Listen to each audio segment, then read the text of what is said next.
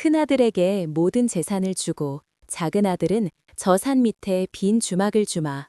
너에게는 성박 서쪽 길목에 있는 폐허 주막 하나를 주마.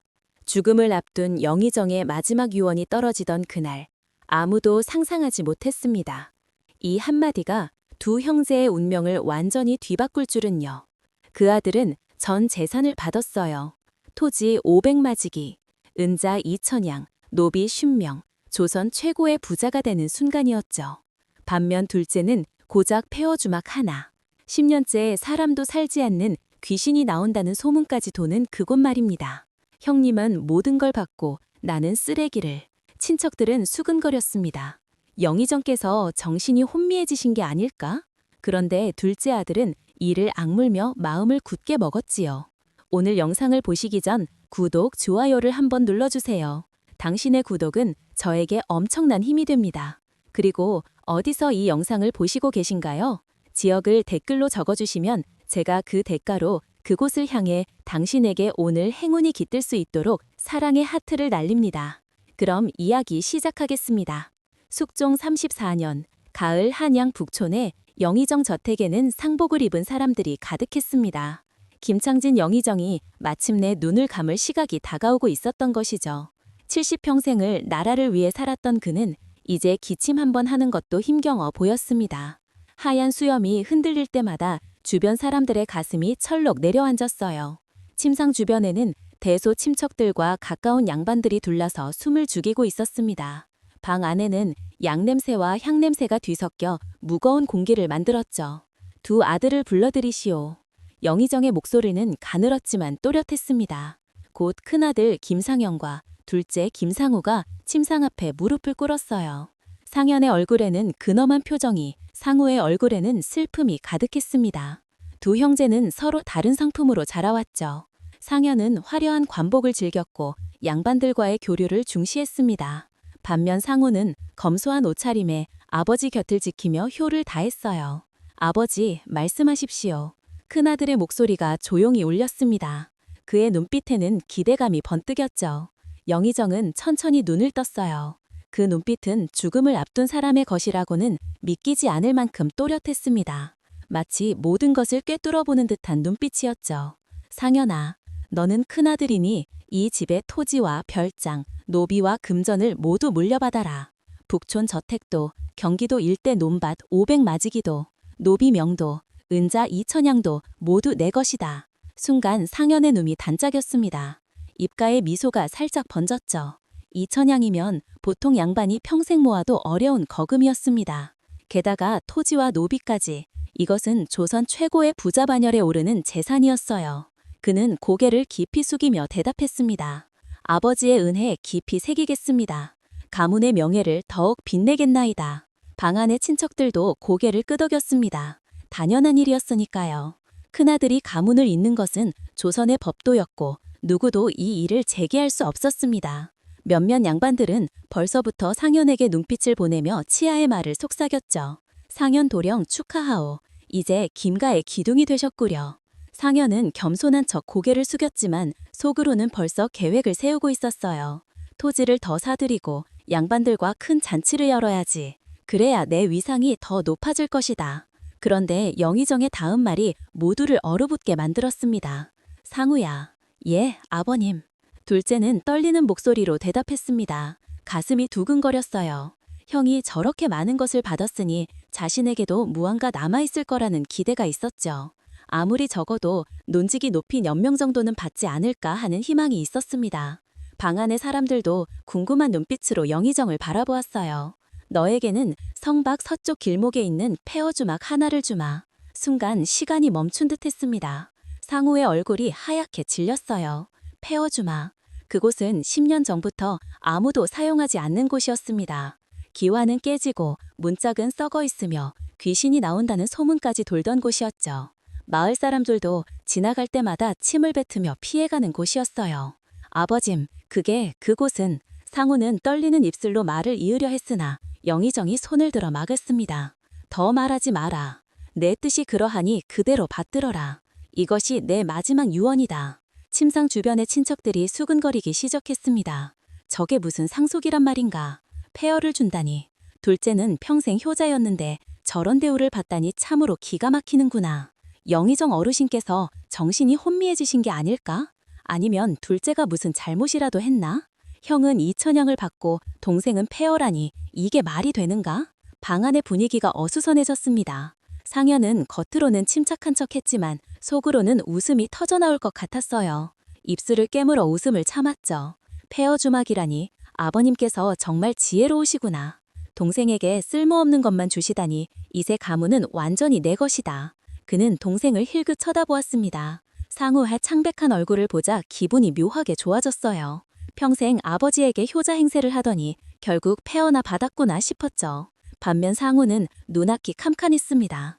평생을 아버지를 모시며 효를 다했는데 형은 전 재산을 받고 자신은 폐허만 받다니요. 아버지가 새벽에 기침하실 때 물을 떠다 드린 사람도 밤새 간호한 사람도 약을 다린 사람도 모두 자신이었는데 말이죠. 가슴속에서 뜨거운 무언가가 치밀어 올랐지만 참아야 했습니다. 아버지의 마지막 순간에 눈물을 보일 수는 없었으니까요. 아버님의 뜻을 받들겠습니다. 상우는 고개를 조아리며 대답했습니다. 목소리는 떨렸지만 단호했죠. 그 순간 영의정은 그 모습을 지켜보며 희미한 미소를 지었어요. 주름진 힙가가 살짝 올라갔습니다. 그 미소가 무엇을 의미하는지 아무도 몰랐죠. 상우야, 그 주막을 잘 지켜라. 거기에는 영의정이 말을 잇지 못하고 기침을 했습니다. 피가 섞인 가래가 입가에 맺혔어요.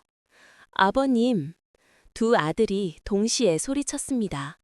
하지만 영의정은 이미 눈을 감고 있었죠. 그의 손이 천천히 내려왔고 숨소리가 점점 약해졌습니다. 마지막 숨을 내쉬며 그는 상호를 향해 고개를 돌렸어요. 그 눈빛에는 무언가 전하고 싶은 말이 가득했지만 이미 말할 힘이 없었습니다. 영의정 대감께서 승하셨다. 집안이 순식간에 통곡으로 가득 찼습니다. 우는 아버지의 손을 붙잡고 흐느꼈어요. 차가워지는 손을 놓을 수가 없었습니다. 상현도 눈물을 흘렸지만 그의 눈빛 깊은 곳에는 다른 감정이 숨어 있었죠. 승리감과 안도감이었습니다. 3일장이 끝나고 상속식이 치러진 다음 날 아침, 상호는 작은 보다리 하나를 들고 성 밖으로 향했습니다. 집안 사람들은 그를 쳐다보지도 않았어요. 형 상현은 별장에서 양반들과 연애를 즐기고 있었고 친척들도 모두 그곳으로 몰려갔죠. 둘째 도령 어디 가시나이까? 오래된 하인 한 명이 조심스럽게 물었습니다. 주막을 보러 간다. 상호의 대답은 짧았어요. 하인은 고개를 저으며 한숨을 쉬었습니다. 그곳은 10년째 사람이 살지 않는 곳이옵니다. 귀신이 나온다는 소문도 있어온데. 괜찮다. 내가 직접 확인해야 한다.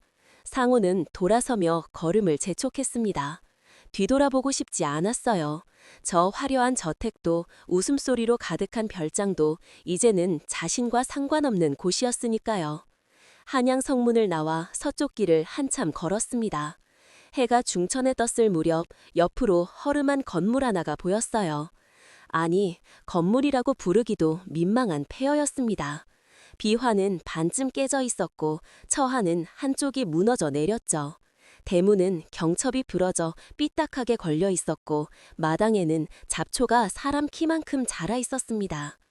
이게 내가 받은 전부란 말인가? 상호는 쓴웃음을 지으며 중얼거렸습니다. 가슴이 답답해서 주먹으로 가슴을 두드렸어요. 멀리서 마을 사람 둘이 지나가다가 상호를 발견했습니다.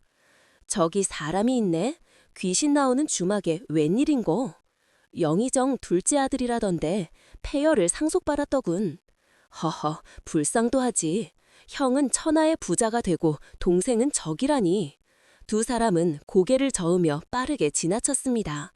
상호는 그 말을 듣고 이를 악물었어요. 모욕감이 온몸을 휘감았죠. 하지만 어쩌겠습니까? 이것이 현실이었습니다. 상호는 삐걱거리는 대문을 밀고 안으로 들어갔습니다. 마당에는 낙엽이 수북이 쌓여 있었고 우물은 덮개가 깨져 있었어요. 건물로 다가가자 나무 문짝이 바람에 덜컹거리며 소리를 냈습니다. 으스하구나. 상호는 문을 열고 안으로 들어갔습니다. 방 안은 먼지투성이었어요. 거미줄이 구석구석 쳐져 있었고 쥐가 달아나는 소리도 들렸습니다. 한쪽 벽에는 선반이 있었는데 술병 몇 개가 굴러다니고 있었죠. 이곳이 예전엔 주막이었구나. 손님들이 술을 마시고 쉬어가던 곳이었을 텐데 상호는 방 안을 천천히 둘러보았습니다. 아무것도 쓸만한 게 없었어요. 부서진 탁자, 깨진 그릇, 찢어진 돗자리, 절망감이 밀려왔습니다. 아버지는 왜 나에게 이런 곳을 주신 걸까? 내가 뭘 잘못했단 말인가? 상호는 바닥에 주저앉아 머리를 감싸주었습니다. 눈물이 날 것 같았지만 참았어요. 울어봤자 달라지는 건 없었으니까요. 한참을 그렇게 앉아 있다가 상호는 고개를 들었습니다. 그래도 이곳을 청소라도 해봐야겠다. 이대로 둘 수는 없지 않은가. 그는 보다리에서 헝겊을 꺼내 먼지를 청소 시작했습니다. 거미줄을 걷어내고 쓰레기를 밖으로 치웠죠. 땀이 흘렀지만 오히려 마음은 조금 가라앉았어요. 한참을 청소하다가 상호는 방 한가운데 있는 나무 마루를 닦았습니다. 그런데 이상한 점을 발견했어요. 어라? 이 부분만 소리가 다르네? 발로 마루를 두드려 보니 텅 빈 소리가 났습니다. 다른 부분은 단단한 소리가 나는데 이곳만 달랐죠. 상호는 손으로 마루판을 더듬어 보았습니다. 틈이 있었어요. 손톱으로 파내자 나무판이 들썩였습니다. 이게 뭐지? 상호는 조심스럽게 나무판을 들어 올렸습니다. 먼지가 확 날리며 그의 얼굴을 덮었어요. 기침을 하며 눈을 떴을 때 그는 깜짝 놀랐습니다. 나무판 아래로 어두운 공간이 펼쳐져 있었던 것입니다. 계단이 보였어요. 돌로 만든 계단이 아래로 이어지고 있었죠. 주막 아래에 이런 공간이. 상우의 가슴이 두근거렸습니다. 호기심과 두려움이 동시에 밀려왔어요. 아래는 칠흑같이 어두웠고 축한 냄새가 올라왔습니다. 불을 켜야겠구나. 상우는 보다리에서 부싯돌을 꺼내 등잔에 불을 붙였습니다. 희미한 불빛이 주변을 비쳤어요.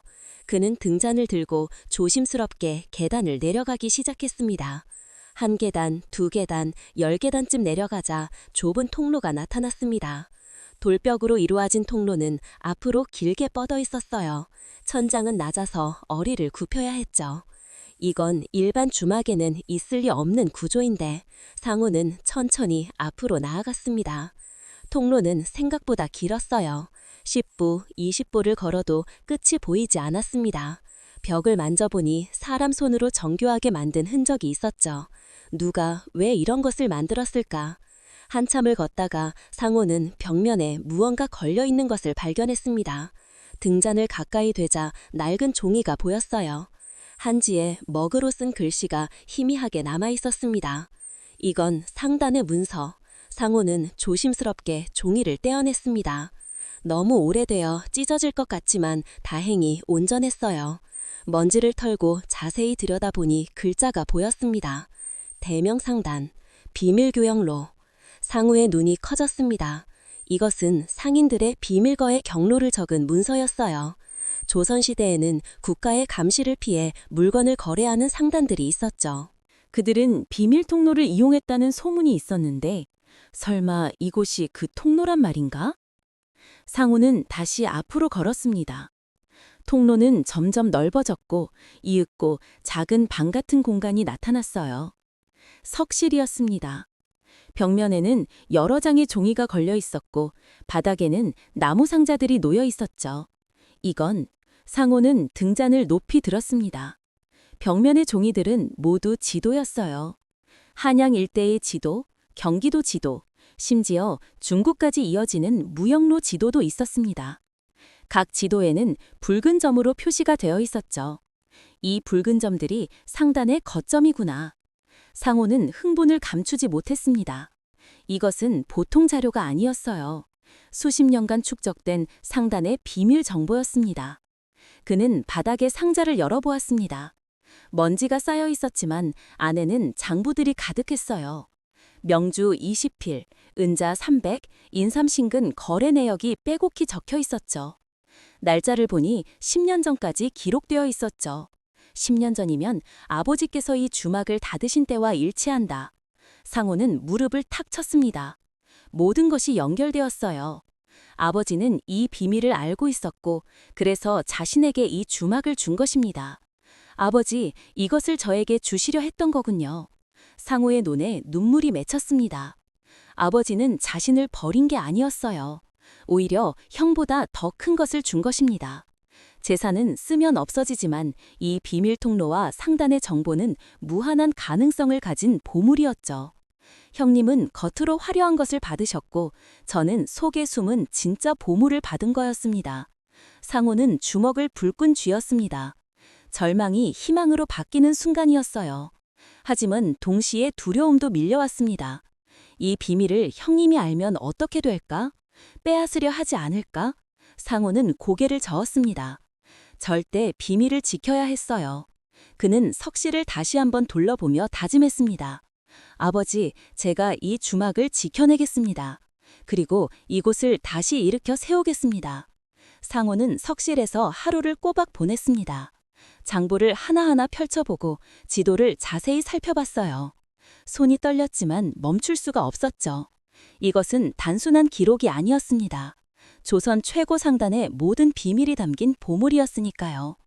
명조는 한양에서 개성으로, 개성에서는 은을 받아 의주로, 의조에서는 중국 상인과 거래를, 상호는 중얼거리며 손가락으로 지도를 따라갔습니다. 각 지점마다 상단에 거점이 표시되어 있었어요. 한양에 만, 개성에 3곳, 의주에 2곳, 모두 10곳이 넘었죠. 이 거점들이 아직도 남아있을까? 상호는 다시 장부를 펼쳤습니다. 가장 최근 기록은 10년 전이었어요. 경술년 10월, 명주 20일, 한양 종료 뒤, 김씨 포목에 맡김, 은자 500 받음. 경술년 11월, 인삼 100근을 개성 박씨 약방에 넘김, 은자 800 받음. 기록은 매우 상세했습니다. 누가 언제, 무엇을 얼마에 거래했는지 모두 적혀 있었죠. 상우는 감탄했어요. 이것을 정리한 사람은 대단한 상인이었구나. 이 정도면 그때 상자 하나가 더 눈에 띄었습니다. 다른 상자보다 작고 정교하게 만들어진 것이었어요. 자물쇠가 채워져 있었지만 녹이 쓸어 쉽게 부러졌습니다. 뚝! 상자를 열자 비단에 쌓인 물건이 나왔습니다. 상호는 조심스럽게 비단을 풀었어요. 그 안에는 작은 옥 하나가 있었습니다. 이건 상단의 심표. 옥에는 대명이라는 글자가 새겨져 있었습니다. 뒷면에는 용문양이 정교하게 조각되어 있었고요. 상호는 옥패를 손에 쥐었어요. 차갑고 무거운 느낌이 손바닥에 전해졌습니다. 아버지께서는 대명상담과 관련이 있으셨던 건가? 상호는 아버지의 젊은 시절을 떠올렸습니다. 아버지는 영의정이 되기 전 지방관리로 일하셨어요. 그때 상인들과 교류하며 이 비밀을 알게 되신 게 아닐까요? 상호는 다시 지도를 펼쳤습니다. 한양의 거점 중 하나가 눈에 들어왔어요. 종료 뒤 김씨 포목, 마이너스 김득춘. 김득춘이 사람이 아직 살아 계실까? 상호는 결심했습니다. 내일 당장 그곳에 가봐야겠다고요. 하지만 그 전에 더 살펴봐야 할 것이 있었습니다. 석실 안쪽으로 또 다른 통로가 보였거든요. 저 통로는 어디로 이어질까? 상우는 등잔을 들고 통로로 들어갔습니다. 이번 통로는 더 좁았어요. 옆으로 몸을 비틀어야 갈 수 있을 정도였죠. 10분쯤 가자 통로가 갑자기 넓어졌습니다. 그리고 놀라운 광경이 펼쳐졌어요. 이건 참고 넓은 공간에 물건들이 가득 쌓여 있었습니다. 비단더미, 도자기가 담긴 상자, 인삼이 든 항아리 모두 먼지를 뒤집어 쓰고 있었지만 온전했어요. 10년 동안 여기 그대로 있었던 거구나. 상호는 비단더미에 다가갔습니다. 손으로 만져보니 질이 아주 좋았어요. 명주였죠. 조선 최고급 비단이었습니다. 이것만 팔아도 엄청난 돈이 될 텐데. 도자기 상자를 열어보니 백자가 가득했어요. 깨진 것 하나 없이 완벽했어요. 중국 상인들이 가장 좋아하는 물건이었죠. 인삼 항아리도 열어봤습니다. 인삼은 말라 있었지만 향이 여전히 진했어요. 10년이 지났는데도 상하지 않았구나. 상호는 물건들을 하나하나 확인했습니다. 비단 100필, 백자 200개, 인삼 500근, 대략 계산해도 은자 5,000냥은 넘는 가치였어요. 형님이 받은 2,000냥보다 훨씬 많은 돈이잖아. 폐허 주막 속에 이런 보물이 숨어 있었다니요. 아버지는 정말 지혜로운 분이셨어요. 하지만 상호는 곧 심각한 표정이었습니다. 이 물건들을 팔려면 믿을 만한 상인이 필요해. 혼자서는 불가능하다고. 그때 장부에 적힌 이름이 떠올랐습니다. 김득춘, 박상옥, 이회준 모두 10년 전 대명 상담과 거래했던 상인들이었죠. 내일 당장 김득춘을 찾아가야겠다. 옥패를 보여주면 믿어줄 거야. 상호는 옥패를 품에 넣었습니다. 그리고 창고를 나와 다시 석실로 돌아왔어요. 지도와 장부도 조심스럽게 챙겼습니다. 이제 위로 올라가야 할 시간이었죠. 계단을 올라 주막방으로 나왔을 때는 이미 해가 기울고 있었습니다. 상우는 나무판을 다시 덮고 먼지를 뿌려 흔적을 지웠어요. 아무도 모르게 해야 해. 특히 형님한테는. 상우는 주먹 밖으로 나와 하늘을 올려다봤습니다. 저녁 노을이 붉게 타오르고 있었어요. 마음은 희망으로 가득했지만 동시에 두려움도 있었습니다. 형님이 이 비밀을 알면 어떻게 될까? 빼앗으려 하지 않을까? 상우는 고개를 저었습니다. 그럴 수는 없었어요. 아버지가 자신에게 준 유산이었으니까요. 아버지, 저를 믿어주셔서 감사합니다. 반드시 이 주막을 일으켜 세우겠습니다. 상우는 주먹을 불끈 쥐었습니다. 그 순간 멀리서 말발굽 소리가 들렸어요. 누군가 이쪽으로 오고 있었죠. 상우는 긴장했습니다. 주막 뒤로 몸을 숨기며 지켜갔어요. 곧 말을 탄 사람이 나타났습니다. 화려한 옷을 입은 사내였죠. 둘째가이 폐허에 온다고 했는데 정말 여기 있구나. 목소리가 들렸습니다. 상우는 깜짝 놀랐어요. 그 목소리는 형님? 말에서 내린 사람은 바로 큰형 상현이었습니다. 그의 얼굴에는 비웃는 표정이 가득했어요. 동생 폐허 생활이 어떤가? 쥐라도 잡아먹고 사나? 상현은 킬킬 웃으며 주막을 둘러봤습니다. 상우는 가슴이 철렁 내려앉았어요. 형님이 왜 여기까지 왔지? 혹시 뭔가 눈치챈 건 아닐까? 상현은 주막 안을 기웃거리며 말했습니다. 참 가엾구나. 나는 별장에서 양반들과 잔치를 즐기는데 동생은 이런 곳에서 굶고 있다니. 상우는 애써 침착하게 대답했습니다. 형님, 저는 괜찮습니다. 아버지께서 주신 것이니 소중히 여기겠습니다. 하, 소중히 여기다니. 폐허를 상현은 배를 잡고 웃었어요. 하지만 그의 눈빛은 웃고 있지 않았습니다. 차갑고 날카로웠죠. 동생, 만약 힘들거든 나한테 말해. 돈 몇 푼은 빌려줄 수 있으니까. 괜찮습니다, 형님. 저는 제 힘으로 살아가겠습니다. 상우의 대답에 상현의 표정이 굳었습니다. 뭔가 마음에 들지 않는다는 표정이었어요. 좋을 대로 해라. 하지만 기억해라. 너는 이제 아무것도 아니야.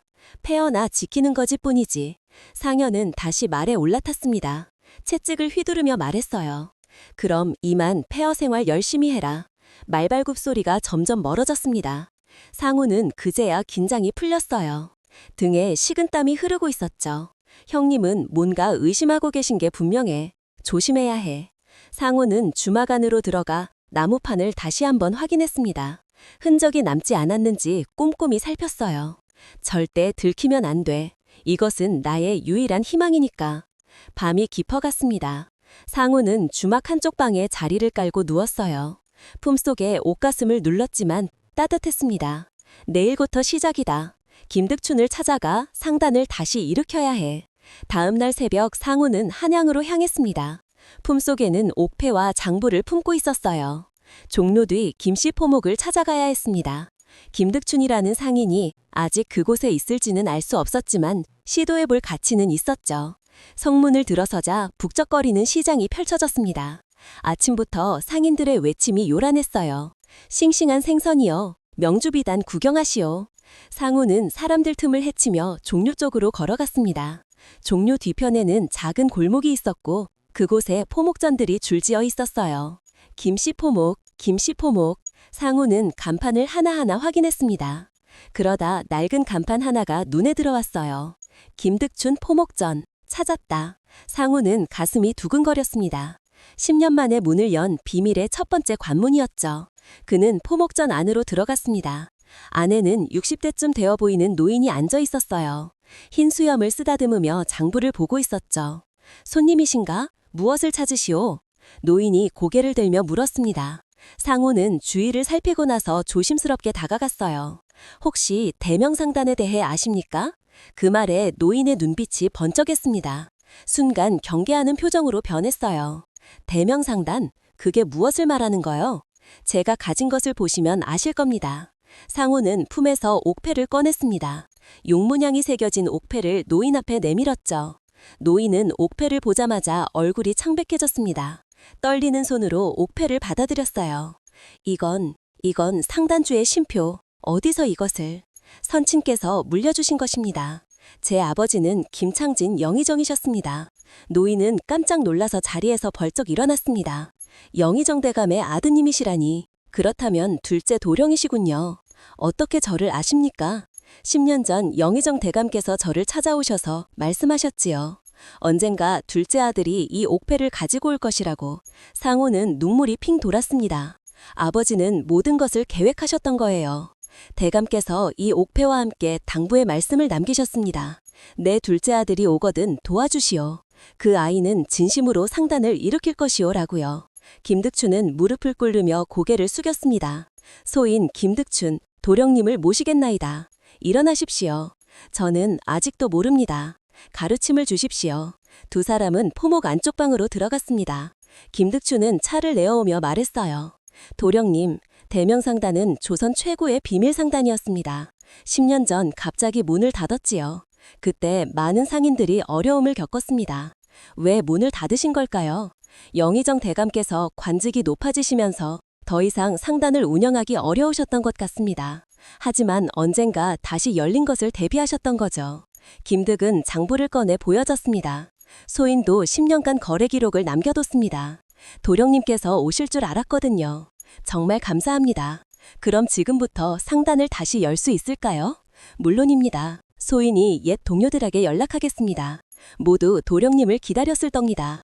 상우는 가슴이 벅차올랐습니다. 희망이 현실이 되는 순간이었어요. 그날부터 상우는 김득춘의 도움으로 상단을 준비하기 시작했습니다.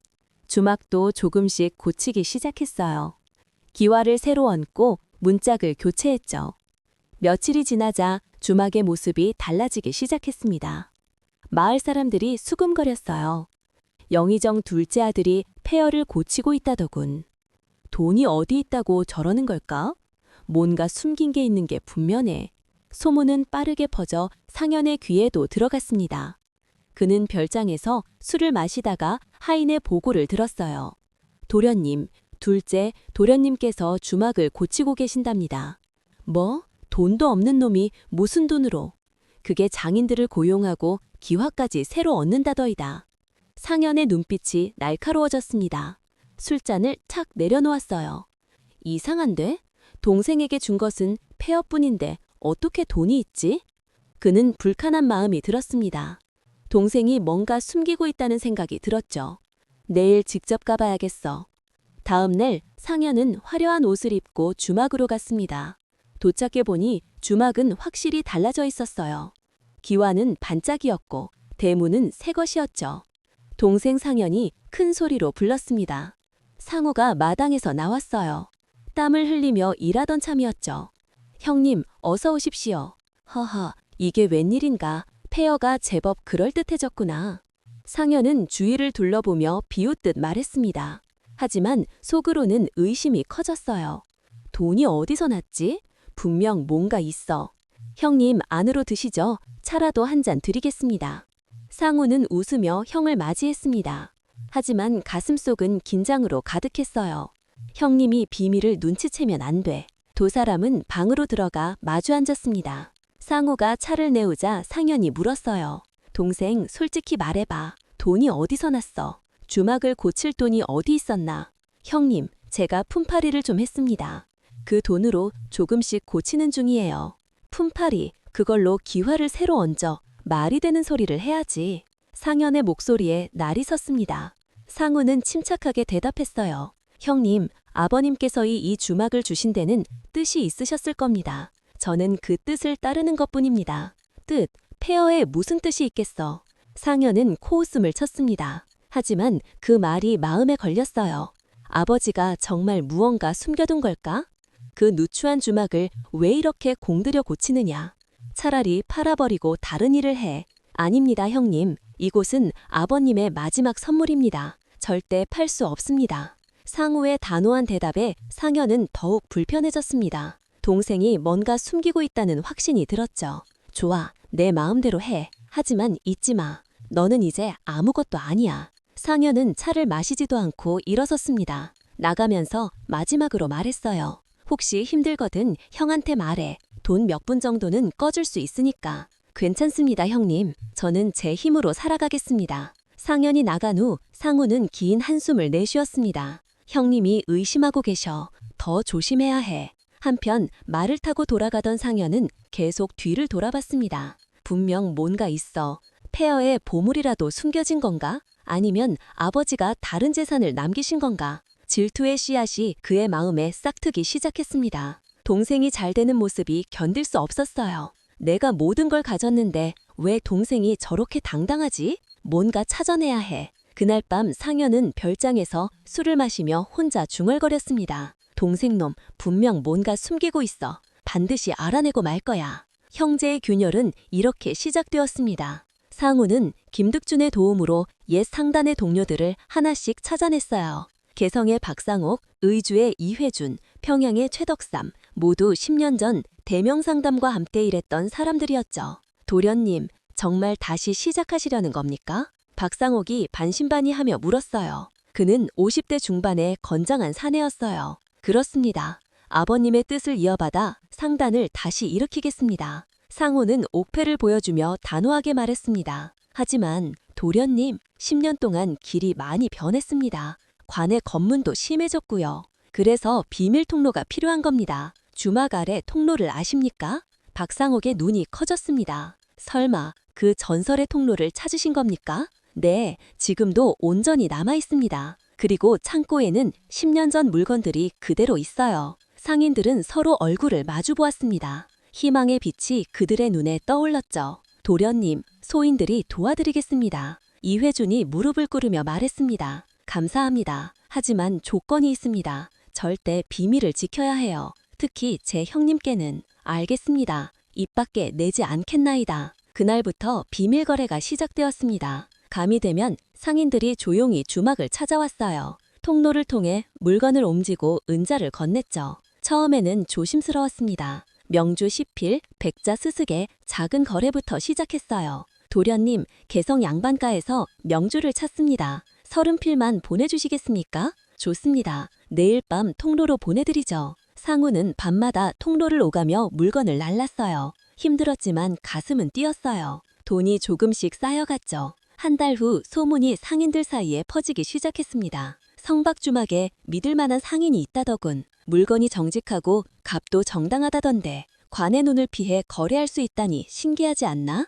거래는 점점 늘어났습니다. 명주 100필, 인삼 200근, 백자 500개, 한 달에 은자 1000냥이 오갔어요. 상우는 번 돈으로 주막을 더욱 크게 고쳤습니다. 안채를 새로 짓고 사랑채도 만들었죠. 마당에는 꽃나무를 심고 우물도 새로 팠어요. 도련님, 이제 주막이 제법 그럴듯합니다. 김득준이 감탄하며 말했습니다. 아직 멀었습니다. 손님들이 편히 쉴 수 있도록 더 손하죠. 상우는 겸손하게 웃었습니다. 그러던 어느 날 한 젊은 상인이 주막을 찾아왔어요. 주인장, 여기서 명주를 거래할 수 있다고 들었습니다. 어디서 오셨습니까? 의주에서 왔습니다. 중국 상인들과 거래를 하는데 명주가 필요합니다. 상우는 그를 안채로 안내했습니다. 차를 내오며 물었죠. 얼마나 필요하십니까? 200필입니다. 한 번에 가져갈 수 있습니까? 물론입니다. 하지만 값은 정직하게 쳐드려야 합니다. 그렇게 하겠습니다. 소문대로 정직한 분이시군요. 젊은 상인은 감탄했습니다. 거래는 성사되었고 상우는 은자 2000냥을 받았어요. 형이 받은 유산과 같은 금액이었죠. 이제 형님이 받은 것만큼 벌었구나. 상우는 웃음이 났습니다. 하지만 자만하지 않았어요. 더 열심히 일해야 한다고 다짐했죠. 한편 큰형 상현의 상황은 달랐습니다. 별장에서는 매일 밤 잔치가 열렸어요. 양반들을 초대해 술과 음식을 대접했죠. 상현 형 역시 대단하오. 이런 잔치는 처음이오. 허허, 천만에요. 우리 집안의 명예를 지키는 것뿐이죠. 상현은 기분이 좋았습니다. 사람들이 자신을 우러러보는 게 즐거웠어요. 하지만 돈은 물새듯 빠져나갔습니다. 한 번 잔치에 은자 100, 선물로 50냥, 한 달에 500이 사라졌죠. 도련님, 재산이 너무 빨리 줄고 있습니다. 집사가 걱정스럽게 말했습니다. 걱정 마라. 우리 집에 재산이 얼마나 많은데. 상현은 손을 휘저으며 대수롭지 않게 말했어요. 하지만 장부를 보면 걱정이 되었습니다. 은자 2천냥 중 벌써 절반이 사라졌거든요. 아직 1,000냥이나 남았어. 괜찮아. 상현은 스스로를 위로했습니다. 그러나 낭비는 계속되었어요. 양반들과의 교인은 돈을 삼키는 괴물이었죠. 그 무렵 상현은 동생 소식을 또 들었습니다. 도련님, 둘째, 도련님의 주막이 번성하고 있다더이다. 뭐라고? 번성한다고? 상현의 얼굴이 이끌어졌습니다. 예, 상인들이 줄을 서서 찾아간다더군요. 물건도 많이 거래된다고. 그게 말이 되나? 폐허에서 어떻게? 상현은 믿을 수 없었습니다. 동생이 자신보다 잘 된다는 사실이 견딜 수 없었어요. 직접 가봐야겠어. 다음 날 상현은 다시 주막을 찾았습니다. 도착해보니 놀라운 광경이 펼쳐졌어요. 주막은 완전히 새 건물처럼 바뀌어 있었죠. 기는 반짝였고 담장도 새로 쌓았습니다. 마당에는 상인들이 말을 세워두고 있었어요. 이게 도대체. 상현은 입이 떡 벌어졌습니다. 상우가 밖으로 나와 형을 맞이했어요. 형님, 어서 오십시오. 동생, 이게 다 무슨 일이냐? 어떻게 이렇게 변했지? 아버님의 은혜입니다. 주막을 열심히 가꾸니 손님들이 찾아오더군요. 상우는 담담하게 대답했습니다. 하지만 상현은 화가 났어요. 동생이 자신보다 성공하는 모습이 불쾌했죠. 손님이라니. 외진 곳에 무슨 손님이. 지나가는 상인들이 들러 쉬어갑니다. 차와 밥을 대접하니 소문이 난 것 같아요. 상현은 의심스러운 눈으로 주위를 둘러봤습니다. 뭔가 숨기고 있다는 확신이 들었어요.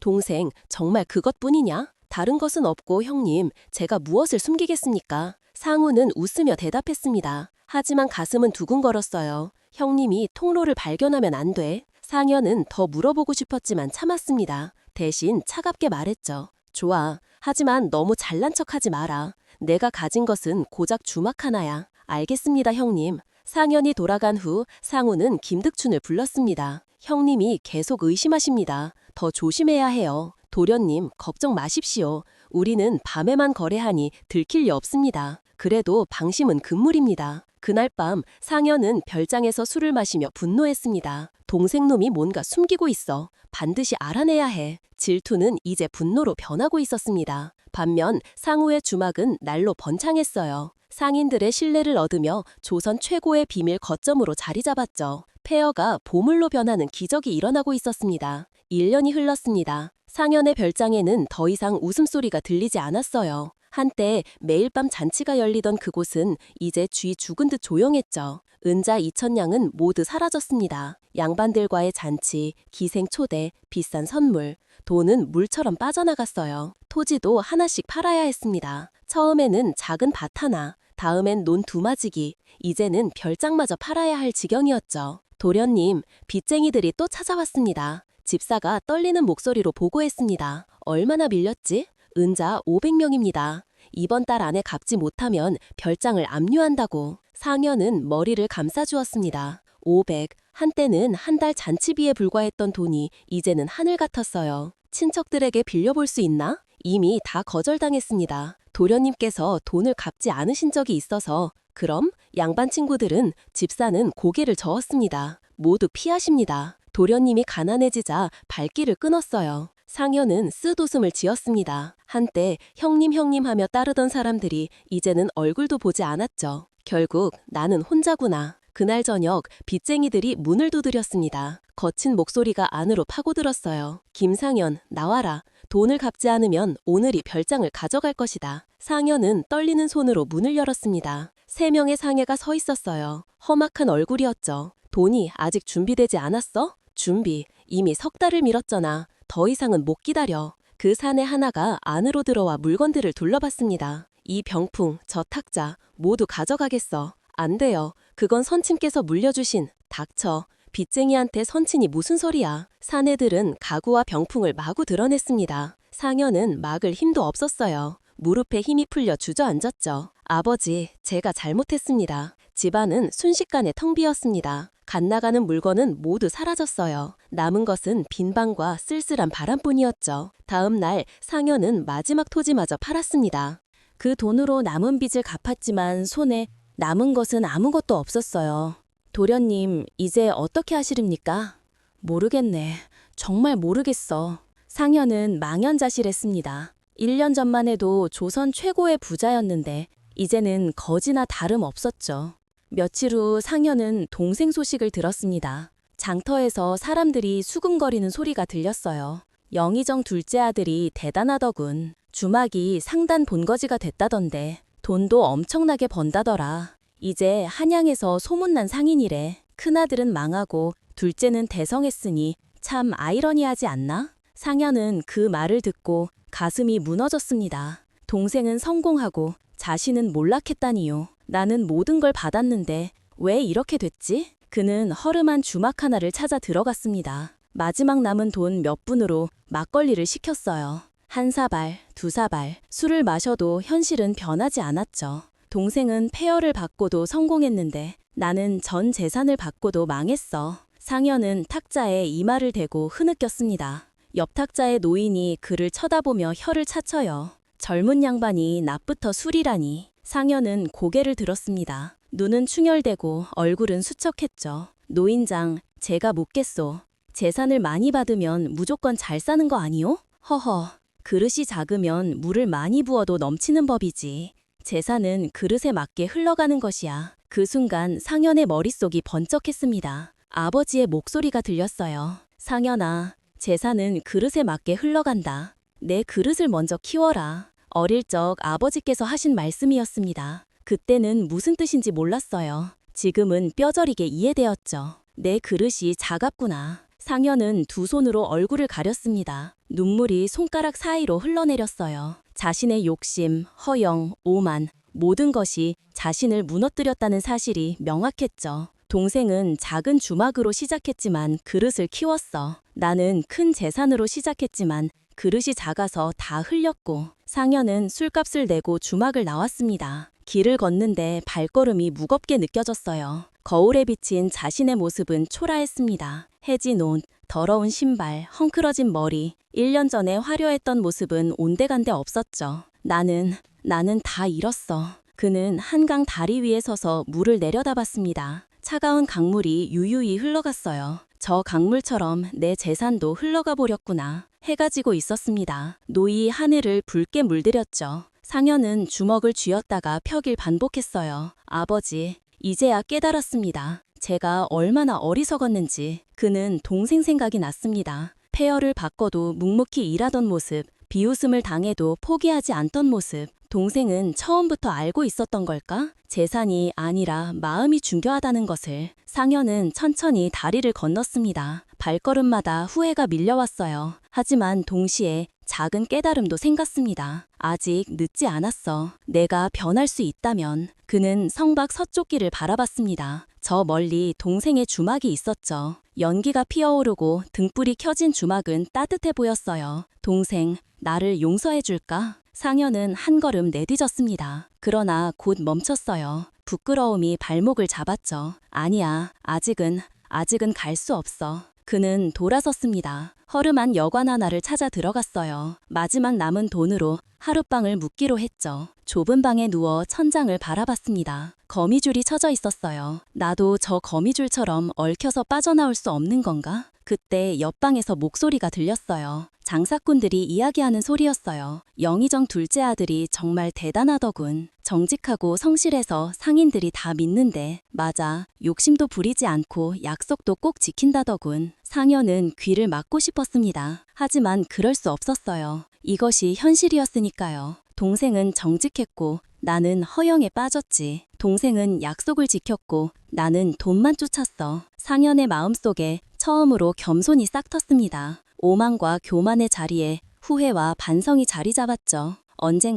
언젠가는 동생 앞에 무릎 꿇고 용서를 빌어야겠어. 밤은 깊어갔고 별이 떠올랐습니다. 상현은 눈을 감으며 속삭였어요. 아버지, 이제야 아버지의 뜻을 알았습니다. 재산이 아니라 사람됨이 중요하다는 것을. 눈물이 베개를 적셨지만 마음은 조금 가벼워졌습니다. 몰락의 끝에서 깨달음을 얻은 것이죠. 석 달이 더 지났습니다. 상현은 이제 거리를 떠돌고 있었어요. 여관비조차 낼 수 없어 다리 밑에서 잠을 청했죠. 겨울이 다가오고 있었습니다. 바람은 매서웠고 밤은 얼어붙을 듯 추웠어요. 배고파. 너무 배고파. 상현은 비틀을거리며 길을 걸었습니다. 며칠째 제대로 먹지 못했어요. 어제는 시장 뒤편에서 버린 무 하나를 주워 먹었죠. 한때 비단 옷을 입고 산의 진미를 먹던 그였는데 이제는 거지보다 못한 신세였습니다. 옷은 누더기가 되었어요. 곳곳에 구멍이 났고 때가 끼어 검게 변했죠. 신발은 한쪽 밑창이 떨어져 맨발이 드러났습니다. 머리는 헝클어졌고 수염은 덮어요. 길을 가던 사람들이 그를 피해갔습니다. 저 거지 좀 봐. 냄새가 지독하네. 가까이 가지마. 병이라도 옮을라. 상현은 그 말을 듣고 주먹을 쥐었습니다. 하지만 화낼 힘도 없었어요. 배가 너무 고팠죠. 물이라도 물 한 모금만. 그는 길가 우물에 다가가 물을 마셨습니다. 차가운 물이 목구멍을 타고 내려갔어요. 배는 채워지진 않았지만 갈증은 조금 가셨죠. 물을 마시고 나서 상현은 주위를 둘러봤습니다. 여기가 어딘지 확인하려고요. 여기가 성박 서쪽 길. 갑자기 눈에 익은 건물이 보였어요. 기화가 반짝이는 커다란 주막이었어요. 대문에는 등불이 켜져 있었고 마당에서는 사람들의 목소리가 들렸죠. 저기가 동생의 주막? 상현의 가슴이 쿵 내려앉았습니다. 1년 전 폐허였던 곳이 이제는 저렇게 번듯한 상단이 되었다니요. 부러움과 절망이 동시에 밀려왔어요. 나는 모든 걸 가지고도 이 꼴이 됐는데 동생은 폐허로 저렇게 한참을 멍하니 서 있다가 상현은 결심했습니다. 더 이상 갈 곳이 없었어요. 동생에게 도움을 청하는 수밖에 없었죠. 제발 동생이 나를 받아주길. 그는 비틀거리며 주막 쪽으로 걸어갔습니다. 배고픔과 추위로 정신이 흐릿했어요. 한 걸음 한 걸음이 무거웠죠. 주막 대문 앞에 도착했을 때 그는 거의 쓰러질 뻔했습니다. 손으로 문을 짚고 간신히 버텼어요. 누구 없어? 떨리는 목소리로 불렀습니다. 대문이 열리고 하인 둘이 나왔어요. 횃불을 들고 상현을 비쳤죠. 뭐야? 거지 아냐? 썩어져. 여긴 거지들 오는 데가 아니야. 하인들이 코를 막으며 소리쳤습니다. 상현은 손을 내밀었어요. 제발 들여보내주시오. 주인을 만나야 하오. 주인을 만나. 주제도 모르고 썩 물러나지 못해. 하인 하나가 상현의 어깨를 밀었습니다.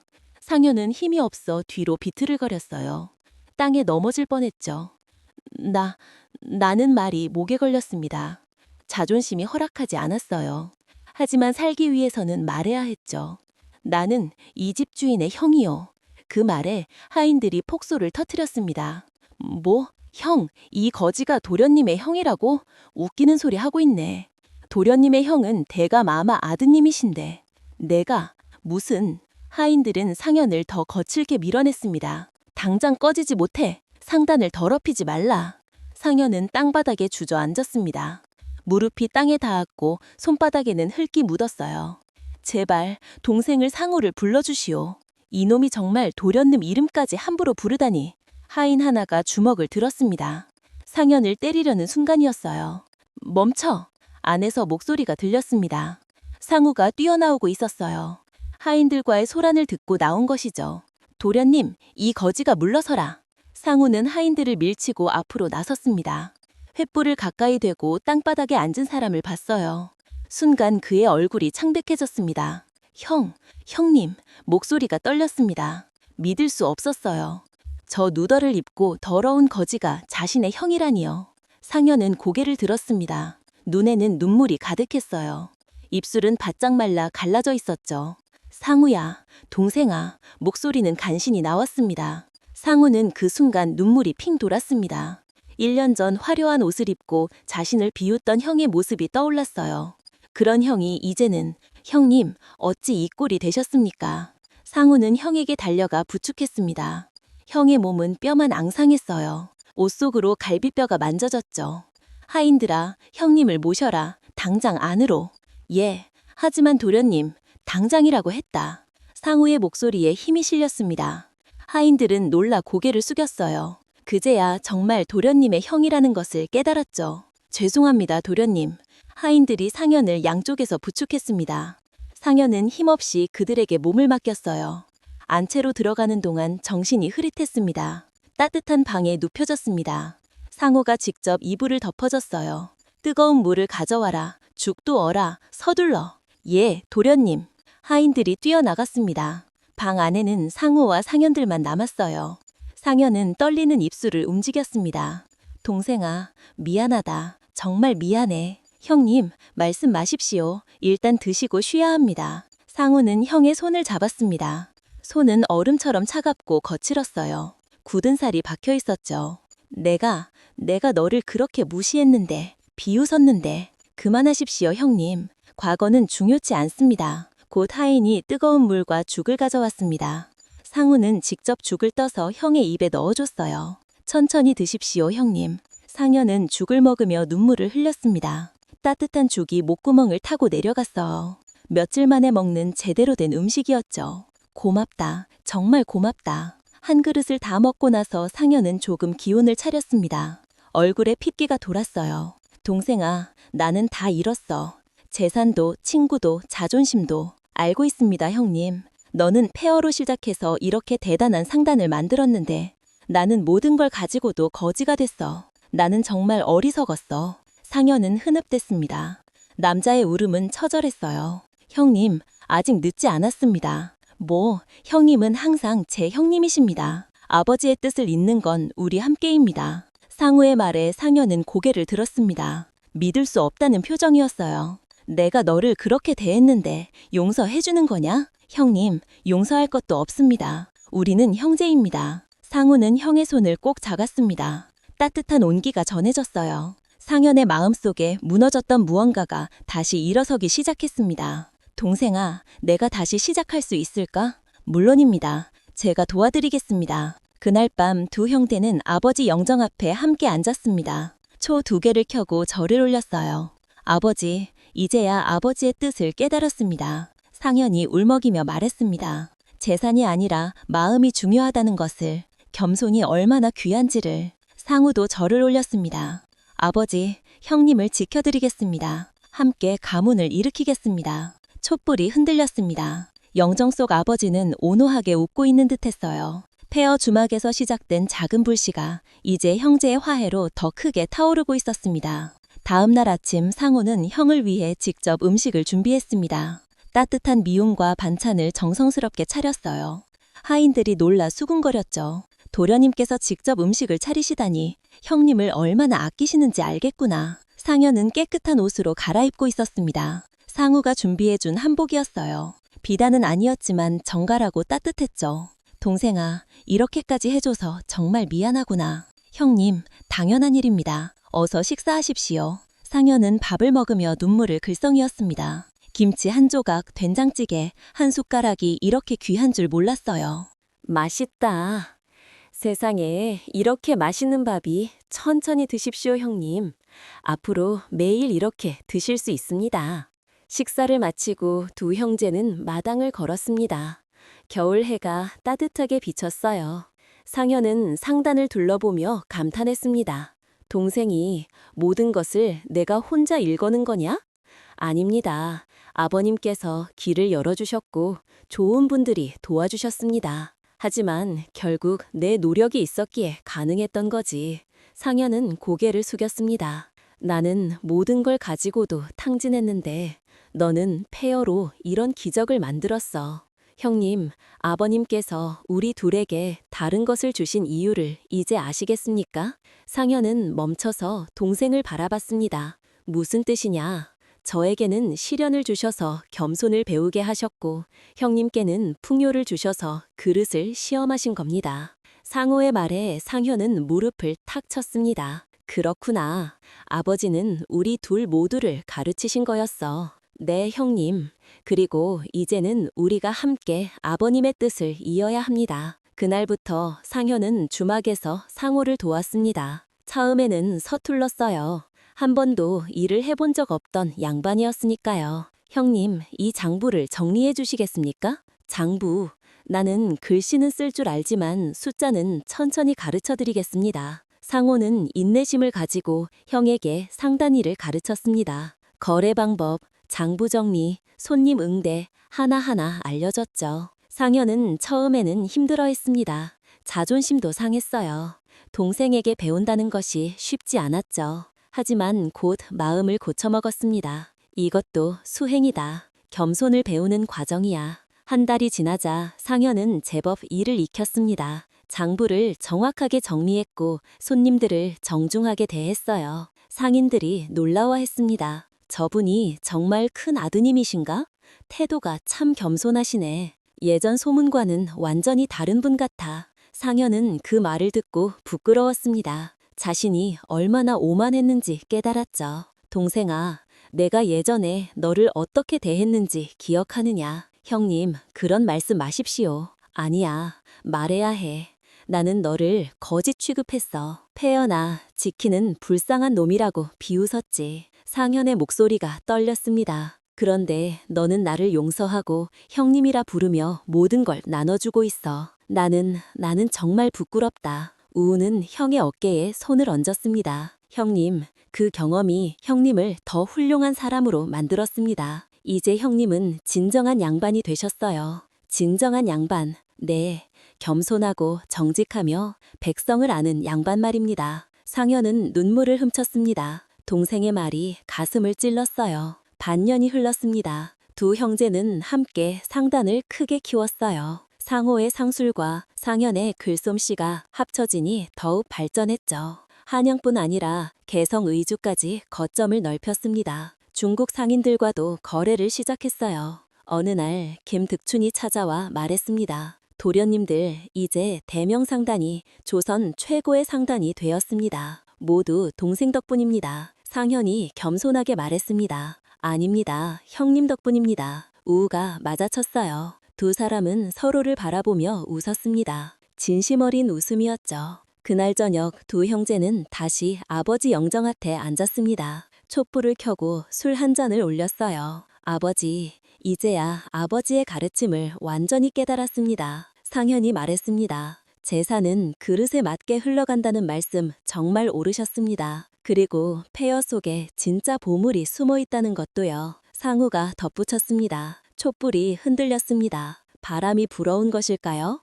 아니면 아버지가 대답하신 걸까요? 상현은 동생을 돌아봤습니다. 동생아, 내가 아버지께 받은 진짜 유산이 뭔지 아느냐? 무엇입니까, 형님? 바로 너야.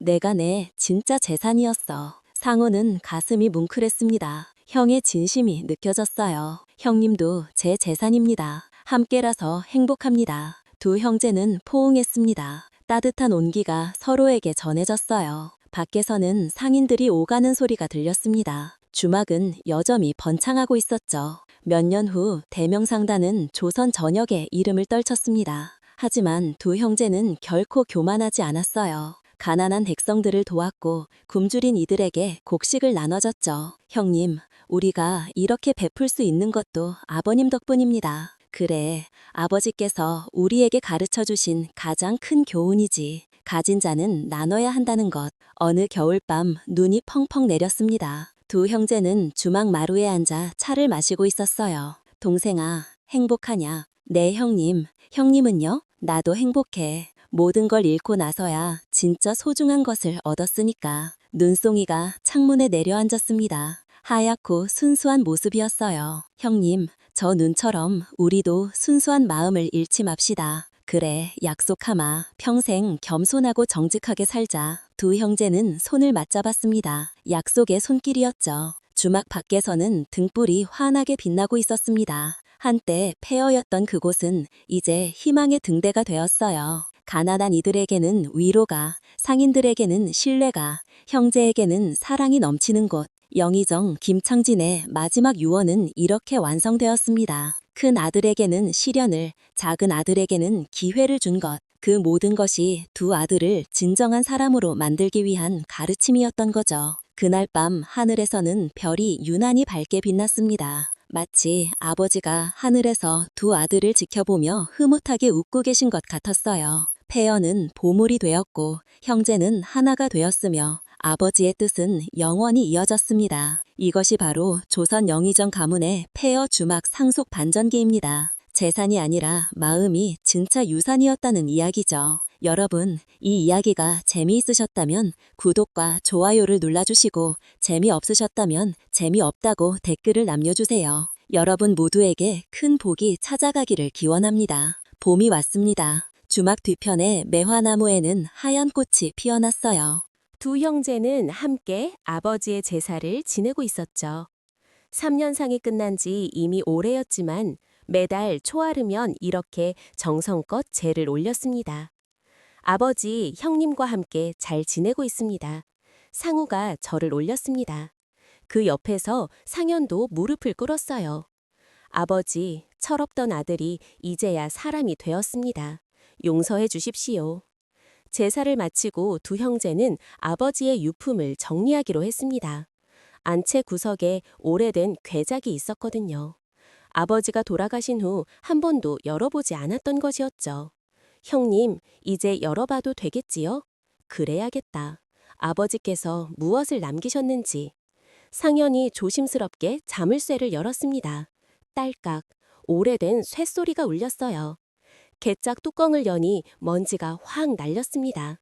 안에는 아버지의 관복과 갓고 책들이 정갈하게 놓여 있었어요. 상우가 하나씩 꺼내며 감탄했죠. 아버지께서 얼마나 정갈하게 사셨는지 물건 하나하나가 깔끔하게 정리되어 있네요. 그러게 말이야. 역시 아버지다우시지.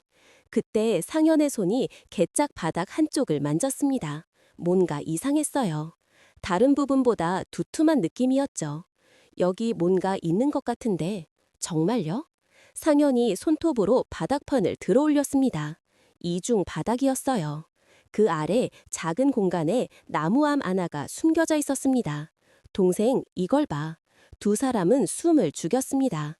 나무암은 오동나무로 만들어졌고 붉은 끈으로 묶여 있었어요. 무게감이 느껴졌죠. 상우가 조심스럽게 끈을 풀었습니다. 나무암을 열자 향기가 퍼졌어요. 백단향이었습니다. 안에는 두 가지가 들어있었어요.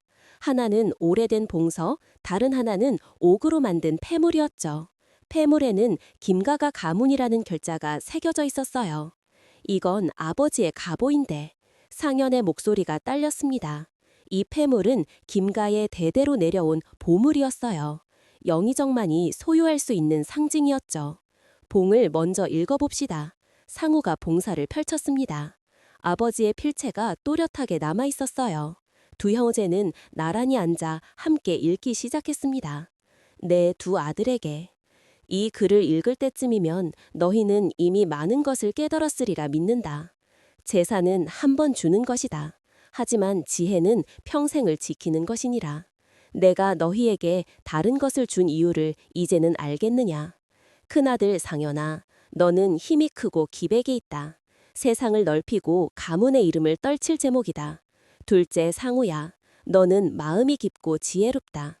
가문의 뿌리를 지키고 백성을 사랑할 인물이다. 두 사람이 하나가 될 때 김가는 비로소 완전해진다.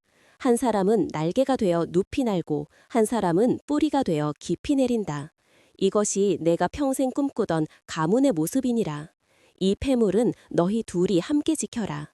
형제가 나뉘면 가문도 나뉘고 형제가 하나 되면 가문도 하나 된다.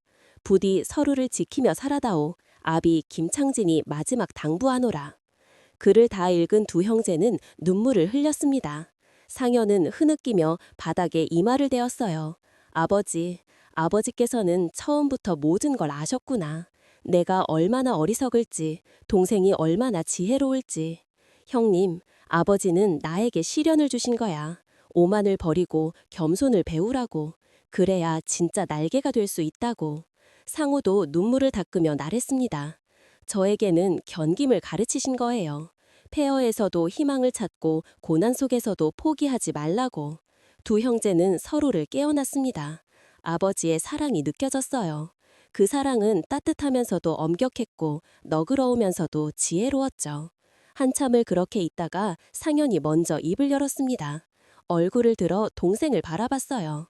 동생아, 이제 우리가 아버지의 뜻을 완전히 이룰 때가 됐어. 무슨 말씀이십니까, 형님? 상단을 조선에서만 끝내지 말자.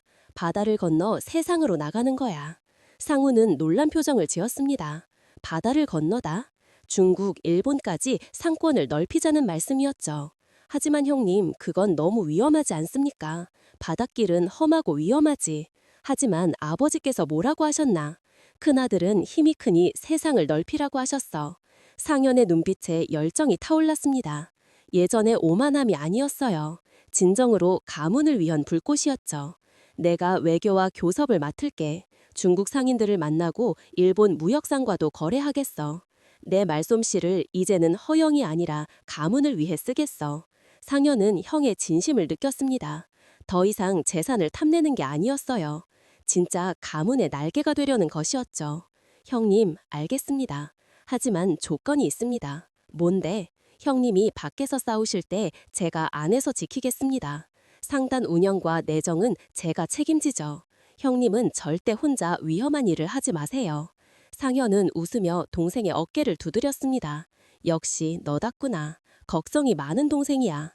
당연하지 않습니까? 형님은 제 유일한 혈육이신데요. 두 사람은 다시 손을 맞잡았습니다. 이번에는 약속의 손길이었어요. 아버지 앞에서 다짐하는 맹세였죠. 우리 김가 동아시아 최고의 상단으로 만들자. 네, 형님. 그날부터 형제는 새로운 계획을 세우기 시작했습니다. 상현은 중국어를 배우기 시작했어요. 밤낮으로 책을 읽으며 외국 문물을 공부했죠. 동생아, 중국 상인들은 차를 중시한다더군. 우리도 최고급 차를 준비해야 해. 알겠습니다. 제가 전라도 지역의 차 농가와 계약을 맺겠습니다. 상우는 내정에 집중했습니다. 상단의 조직을 더 탄탄하게 만들고 거래처를 확대했어요. 신뢰가 쌓이자 더 많은 상인들이 몰려왔죠. 6개월 후 상현은 첫 번째 중국 행배에 올랐습니다. 상우가 부두까지 배우 나왔어요. 형님, 조심히 다녀오십시오. 꼭 무사히 돌아오셔야 합니다. 걱정 마. 내가 누구냐? 김가의 큰아들이잖아. 상현은 웃으며 배에 올랐습니다. 그의 손에는 아버지의 폐물이 들려 있었어요. 형제가 함께 지키기로 한 갑오였죠. 배가 출발했습니다. 파도가 배를 흔들었지만 상현은 두렵지 않았어요. 오히려 가슴이 뛰었죠. 아버지, 제가 날개가 되어 김가를 세상에 알리겠습니다. 한 달 후 상현은 중국 광저우에 도착했습니다. 그곳에서 큰 상인을 만나 거래를 성사시켰어요. 조선의 인삼과 비단을 팔고 중국에 차와 비단을 사왔죠. 이익은 어마어마했습니다. 한 번 거래로 은자 5,000냥이 남았어요. 상현은 급히 편지를 써서 조선으로 보냈습니다. 동생아, 성공이다. 중국 상인들이 우리 물건을 탐낸다. 더 많이 준비해라. 상우는 편지를 받고 기뻐 날뛰었습니다. 즉시 물건을 준비해 다음 배에 실었어요. 1년이 지나자 대명상단은 조선과 중국을 잇는 최고의 무역 상단이 되었습니다. 일본과도 거래를 시작했죠. 어느 날 상현이 조선으로 돌아왔습니다. 1년 만에 귀환이었어요. 상우가 부두에서 형을 맞이했죠. 형님, 동생아, 도 형제는 다시 포옹했습니다. 상현의 얼굴은 그을렸지만 눈빛은 더욱 빛났어요. 동생아, 우리가 해냈어. 이제 김가는 조선을 넘어섰어. 형님 덕분입니다. 아니야, 우리 둘 덕분이지. 내가 뿌리를 지켜줬기에 내가 날 수 있었어.